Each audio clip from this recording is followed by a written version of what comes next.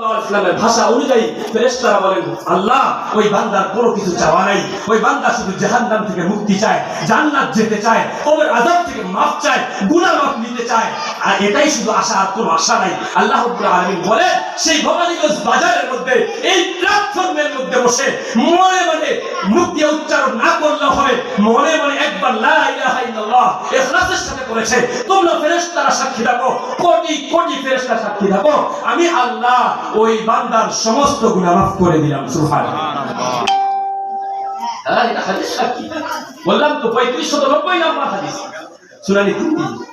আরেকটা হাদিস সহিহ বুখারীর হাদিস, যদিও সময় শেষ হয়ে গেছে, একেবারে সময় শেষ।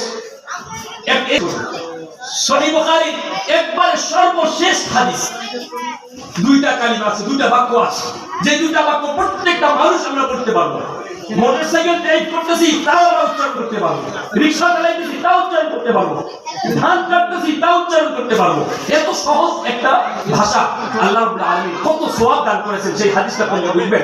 বুখারী শরীফের সর্বশেষ হাদিস, قال رسول الله صلى الله عليه وسلم كلمتان حبيبتان إلى الرحمن خفيفتان على اللسان ثقيلتان في الميزان سبحان الله وبحمده سبحان الله العظيم। এই দেখেন, সুবহানাল্লাহ ওয়া বিহামদিহি সুবহানাল্লাহিল আযীম। এটা কে না করতে পারে?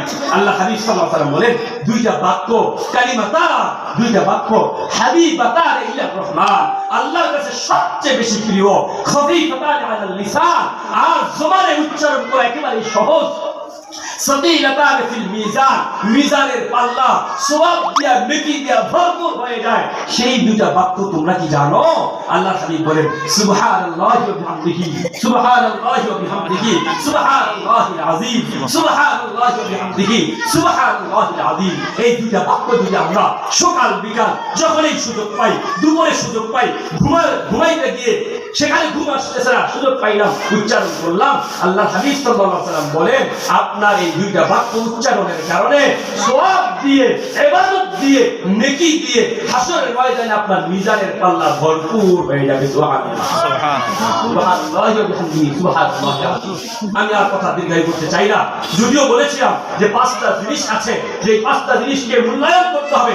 আরো পাঁচটা জিনিসের আগে এক নম্বর বলেছিলাম যৌবনকালকে মূল্যায়ন করতে হবে বার্ধক্য আসার আগেই। দুই নম্বর বলেছিলাম সুস্থতাকে মূল্যায়ন করতে হবে অসুস্থ সময় আসার আগেই। তিন নম্বর ফেরাগাকা ক্বাবলা শুগুলি, ব্যস্ততা সময় আসার আগে অবসর সময়কে মূল্যায়ন করতে হবে।